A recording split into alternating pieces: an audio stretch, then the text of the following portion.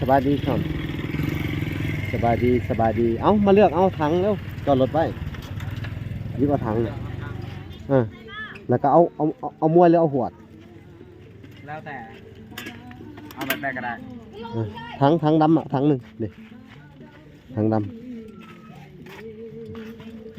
แล้วเอาคูหนึ่งนี่เอาตัวนี้ก่อนให้เอาจากถังว่าเอาซองว่าตัวนี้เอาอันหนึ่งไปใช่ในหันเนาะอันเท่าไรอ่ะถังอันนี้65ตัวใหญ่เด้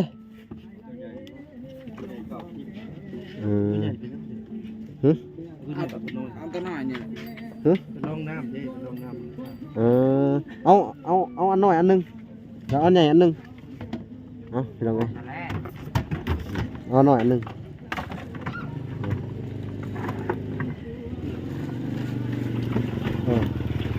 ขโมยพี่น้องเอ้ยตั้งเบิดรายการเนาะ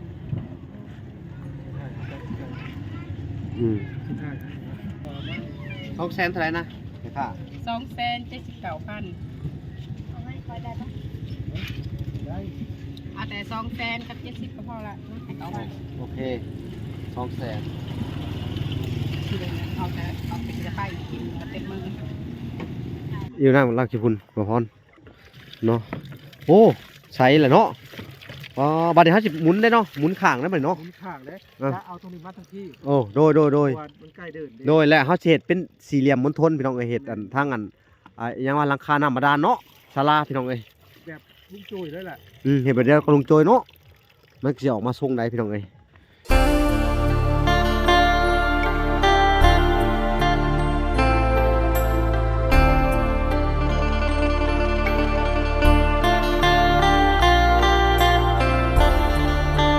กับสบายดีบรรยากาศยามค่ำๆเนาะพี่น้องเนาะมื้อนี้ก็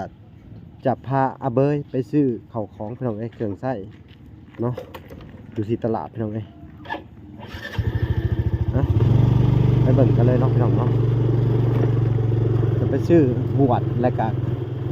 คูถังกะละมังพี่น้องเอ้ยให้เพิ่นได้ใช้สัวข้าวก่อนพี่น้องเอ้ยตอนนี้เพิ่นก็ปั่นรถถีบไปก่อนเนาะ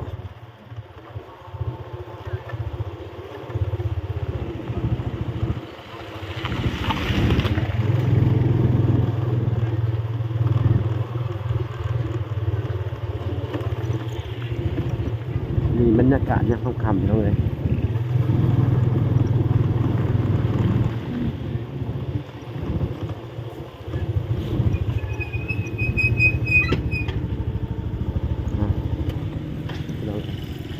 จะได้ซื้อข้าวของอะไร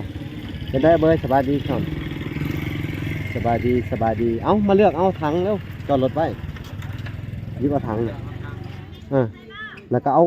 อามวยหรือเอาหวดแล้วแต่เอาแบบใดก็ได้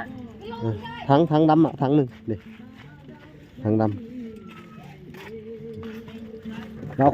คูหนึ่งนี่เอาตัวนี้ก่อนให้เอาจากถังว่าเอาซองว่าตัวนี้เอาอันหนึ่งไปใช่ในหันเนาะอันเท่าไรอ่ะถังอันนี้65ตัวใหญ่เด้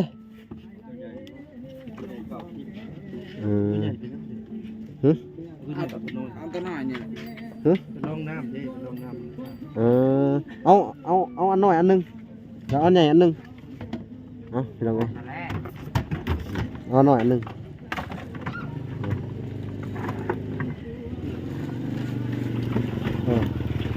ขโมยพี่น้องหวดเนาะเอาหวดเนาะ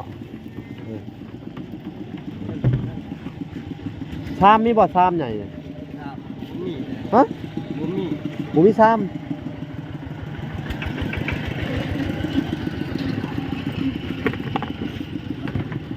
ห้าในมีชามได้บาทพี่เจ้าเนี่ยผู้เดียวนี่เนาะเอาโอเคเอายังไหนบ่พรครูเอาบอกครู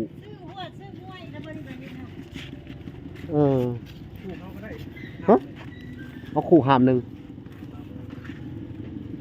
เอาครูหามหนึ่งก็ได้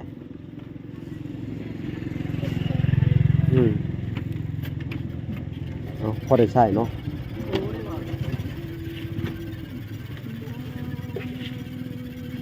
มีที่บอกแมงมาไม่มีนะ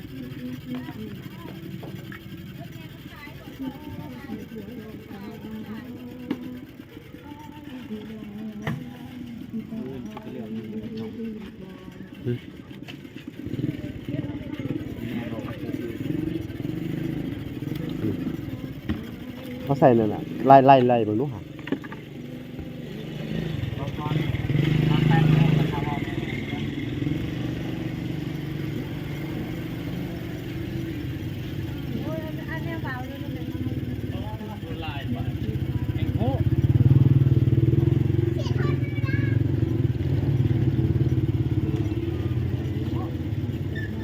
เอา2 อันกระติกน้ำเด้อเว้ย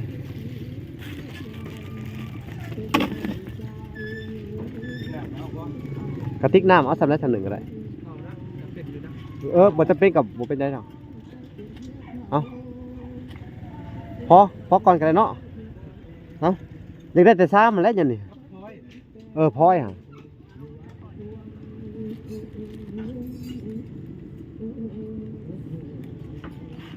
เป็นยังไง นิดหน่อยนิดใหญ่ บวช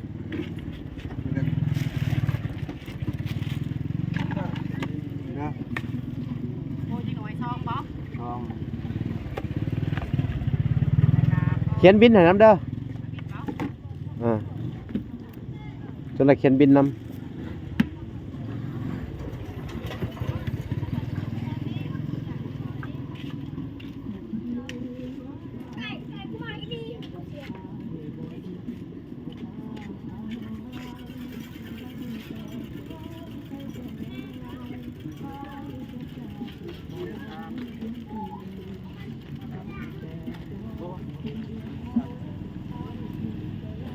ตอนนี้ก็จะได้พาน้องเพิ่นไปซื้ออันกะละมังน้องเอ้ยที่ว่าชามนั่นเองเนาะเหลือแต่กระชามเนาะพอเนาะ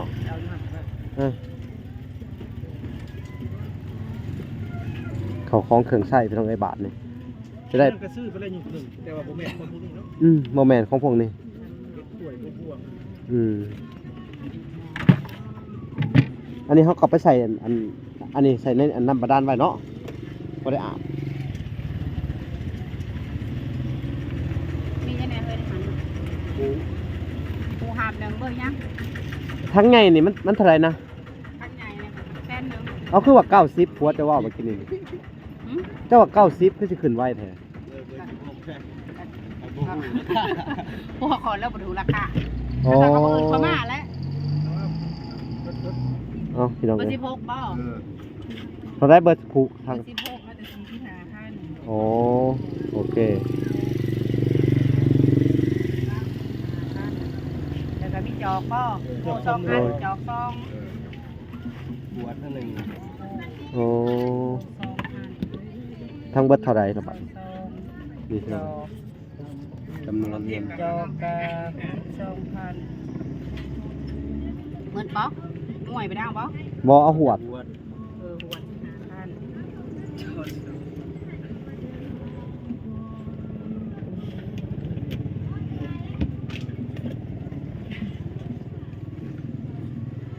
อย่างนั้นเป็นเสือ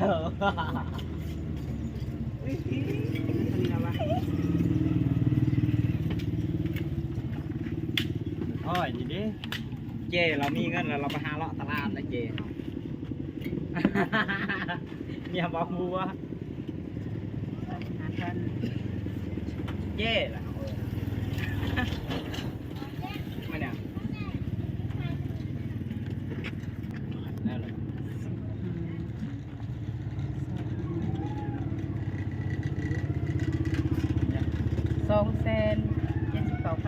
279,000เนาะทุกคนเนาะทั้งเบิดรายการเนาะ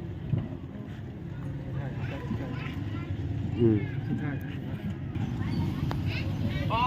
ถ่ายผมเกิดเท่าไรนี่เรียกให้เป็นอะไรคน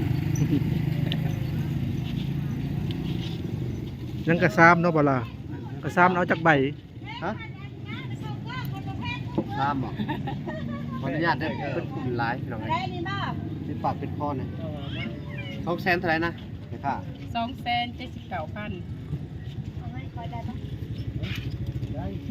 เอาแต่200,000กับ70ก็พอละเอาไป โอเค200,000 ที่เหลือเอาแต่เอาไปจะไปกินกับเต็มมือ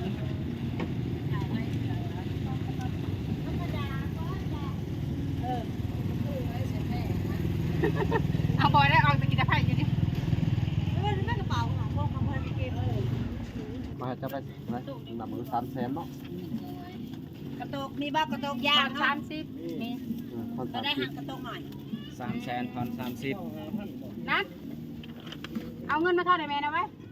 30,000 เอาโอเคสิเมื่อจังได้ละบัดนี่ เขาจะถือไปไหนมัน อ้าว เขาถืออันเดียวนี้เนาะโอเค แม่นไปเดินก่อนเดี๋ยวเขาถือนี่กับบาลา โอเคเนาะไปซื้อกระมังกระต่อโอเคเนาะเขากำมาหอดห่านกระมังเนาะ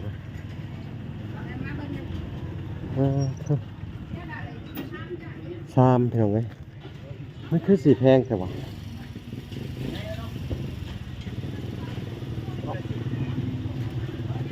เฮ้ยมีตัวเดียวเนี่ยบอก 3นี่บ่ มันมีรุดกว่านี้มีบอกมีเอามาเบิ่งดู เอามาบ่ได้อยู่ในนู่น โอ้พี่น้องเอ้ยเราว่าเอามาบ่ได้แล้วสิได้ขายได้บ่บัดนี้ มาเบิ่งไงมาทางนี้มันอยู่ทางนี้ อ๋อนี่พี่น้องเอ้ยห้านเวียดเพิ่นมาขายอันนี้ เบิ่งเลยมาเบิ่งเลยจักเลยอยู่มา เดี๋ยวมันก็มาหกนะฮะตอนนี้เอาออกมาอันหนึงจะเอาอันนี้แหละอันเท่าไหร่ มัน100,000 เอาพี่น้องเอ้ย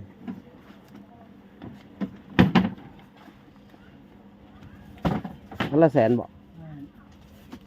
โอ้พี่น้องเอ้ยอันละ100,000บ่รุดบ่มีราคาเดียวนี่บ่โอ้พี่น้องเอ้ยโอ้หนาอยู่พี่น้องเอ้ยอันละ100,000พี่น้องนะเดี๋ยวสิจ่ายเงินก่อน การเอาแผน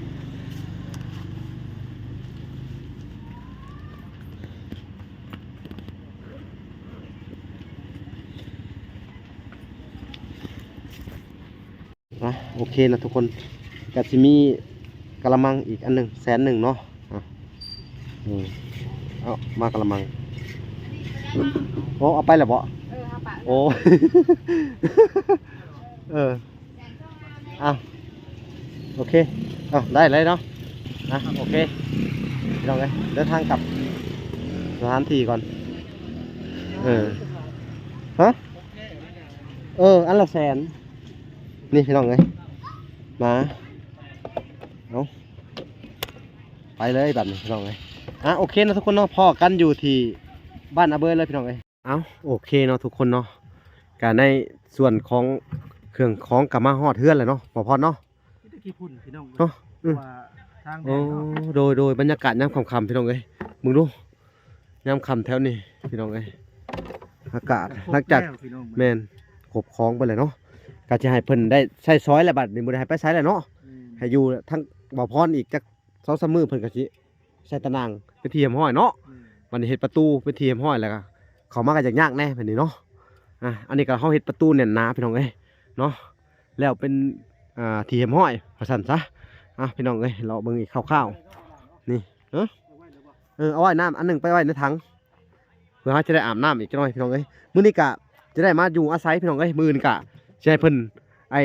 นึ่งข้าวแต่เช้าเนาะบ่พอเนาะตื่นนึ่งข้าวแต่เช้าเนาะ เข้านี่หรือเปล่า เอาเดี๋ยว สอบหนึ่งเนาะ พี่น้องเอ้ยมันเป็นข้าวหุงตัวน่ะหุงเอาก็ได้เนาะหุงข้าวเอามื้ออื่นเนาะซื้อของกินมากินพี่น้องเอ้ยมาสิแหละพี่น้องเอ้ยทีมงานบ่ละก็บึกบืนแบบอยู่คุกคีกับอันซุเพิ่นพี่น้องเอ้ย กับอาเบยกับครอบครัวที่ทุกข์ยากพี่น้องเอ้ยจักเสียดจังใดสู่ต่อไป มีไฟเพิ่ม มีไพ่เพิ่มอีกเนาะ เอาคือเพิ่นหมู่ ฮะ บ่ได้เปิดรีโมท ยังบ่ทันได้เปิดรีโมทพี่น้องเอ้ยโอ้ตัวน่ะหุงน่ะได้ผู้ตัวน่ะ ก็ครบหมดแล้ว พี่น้องเอ้ย ก็เนาะ อืม เดี๋ยวยิ้วน้ำก่อนเด้อ อยู่นั่งลักขี้พุ่นบ่พรเนาะโอ้ใส่แหละเนาะ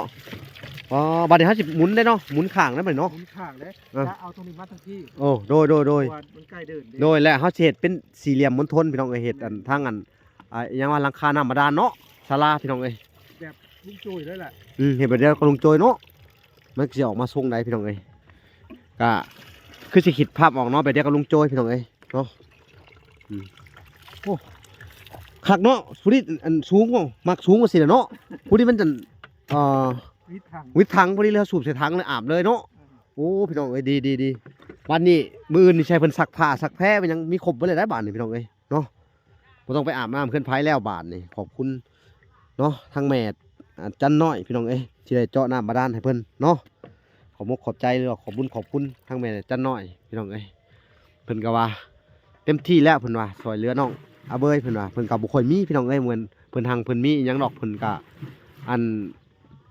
อยู่เมืองนอกเมืองนาเพิ่นก็ว่าเฮ็ดเวียกเฮ็ดงานเพิ่นว่าเพิ่นว่าเป็นคนธรรมดานี่แหละพี่น้องแต่ว่าสงสารทั้งน้องอาเบยเพิ่นว่าเนาะ ดู อยากช่วยเหลือ ขอบใจเพิ่นขอบคุณเพิ่นเนาะทางแม่เนาะแม่จันน้อยเนาะแม่จันน้อย USA พี่น้องเอ้ยก็ได้เจาะน้ำมาด้านแล้วก็เฮ็ดโครงหลังคาให้พี่น้องเอ้ยทั้งบ่าวหลาก็จะได้อันดำเนินการต่อเนาะหลังจากที่ว่าเสร็จกิจทุกอย่างเนาะภารกิจทุกอย่างแล้วก็จะได้มาเฮ็ดโครงหลังคาเนาะบ่าวพรตอนนี้ก็สั่งเขาอยู่สั่งไม้เขาพี่น้องเอ้ยให้เพิ่นไปเรื่อยไม้อันเสาสี่เหลี่ยมแล้วก็ไม้โครงหลังคาเนาะพี่น้องเอ้ยในส่วนของสังกะสีบ่าวหลาก็ต้องอันซื้อไม้อีกที่นึงพี่น้องเอ้ยเฮ็ดซ้ำที่นี้เพิ่นว่าเนาะเฮาก็สิเบิ่งงบถ้าว่ามันบ่พอจังได๋ก็สิได้เพิ่มใส่ให้อีกแล้วเนาะพี่น้องเอ้ยเอาจังได๋ก็สู่ต่อไปพี่น้องเนาะสู่ไปนำกันเนาะนี่พี่น้องเอ้ยทางน้ำบาดาลออกมาก็ใสดีเนาะนี่ใสผู้ถังกะละมังโอ้เนาะใสเนาะบ่มีตะกอนคือน้ำลุงโจยเนาะบ้านตะลุงโจยยังมีตะกอนเนาะอันนี้บ่มีพี่น้องอาบได้บ่พรสำนี้ ได้เลย เนาะ บ้านนี้อันโดนเติมแล้วจะได้ไปผักปันลุงโจยเนาะ ก็มาพักอยู่ที่แหละ เออ มันไกลกันอยู่ผมก็ได้ แมนพี่น้องเอ้ย 40 โล 40 โลเนาะบ่ได้ธรรมดาพี่น้องเอ้ยเอ้าบรรยากาศยามค่ำๆพี่น้องเสียงจักรจั่นเลไลห้องแซวๆพี่น้องเอ้ยเนาะค่ำๆเนาะอยู่ที่บ้านอันกระต๊อบน้อยอันอาเบยคือเก่าพี่น้องเอ้ยมื้อนี้เพิ่นไปหยังนะคือเห็นปั่นรถถีบออกจากเฮาเมื่อกี้นี่สงสัยไปแป้งรถถีบเนาะฝนมันตกบ่อยเนาะไปแป้งรถถีบเพิ่นว่าเนาะจังได๋ก็บ่มีหยังหลายพี่น้องเอ้ยคลิปนี้ก็ ลูกพิชลีเนาะ แม่นต้องขอบคุณทั้งแม่ตู้เนาะที่มีเงินติดตัวไว้ให้ทั้งบ่ล่าพี่น้องเอ้ยพอได้ซื้อข้าวของให้ทั้งอาเบยพี่น้องเอ้ยก็บ่หลายดอกพี่น้องเอ้ยในส่วนของเพิ่นก็สิได้เบิดแล้วแหละเนาะพี่น้องเอ้ยเฮาก็สิได้อันสู่ต่อไปพี่น้องเอ้ยนี่เนาะก็ได้ซ้ำนี้ก็เป็นเงินจากแม่ตู้อัน USA คือเก่าพี่น้องเอ้ยเนาะก็ต้องขอบคุณเพิ่นเนาะขอให้จงอันเพิ่นจงมีแต่สุขภาพแข็งแรงพี่น้องเอ้ยความเจ็บอย่าได้ความไข้อย่ามีพี่น้องเอ้ยเพิ่นก็ซอยหลายคนเนาะแม่ตู้เฮาเพิ่นก็ซอยหลายคนหลายบอลเนาะซอยทั้งครอบครัวลุงโจยซอยทั้งครอบครัวบอลที่เอาเบยไปพักเนาะซอยเป็นสภาพทางงานศพพี่น้องเอ้ยขอให้แม่ตู้เพิ่นจงมีแต่สุขภาพแข็งแรงพี่น้องเอ้ยขอให้ทั้งครอบครัวอีแม่เด้อจงมีแต่สุขภาพแข็งแรงความเจ็บอย่าได้ความไข้อย่ามีเด้อผ่าอันให้เทวบุตรเทวดาเนาะคุ้มครองเบิ่งแยงเราเนาะผู้ที่ช่วยเหลืออันน้องอาเบยเนาะหรือว่าครอบครัวทุกข์ยากครอบครัวต่างๆที่เพิ่นช่วยมากก็ให้เพิ่นอันจงมีแต่ความสุขความเจริญแล้วก็สุขภาพแข็งแรงความเจ็บจะได้พี่น้องเอ้ยความไข้อย่ามีพี่น้องเอ้ยอายุมั่นขวัญยืนพี่น้องเอ้ยสาธุเอ้าพี่น้องเอ้ยบ่มีหยังหลายพี่น้องเอ้ยก่อนอื่นเบิดกะสิอัปเดตอีกอันมื้ออื่นเนาะมื้อนี้กะสิจบก่อนแต่เพียงเท่านี้เนาะพี่น้องเอ้ยเอ้าโอเคเนาะบ่มีหยังหลายพี่น้องเอ้ยติดตามคลิปต่อไปกะสิติดตามอาเบยคือเก่าพี่น้องเอ้ยพอกันใหม่อีกคลิปหน้าพี่น้องเอ้ยบ๊ายบาย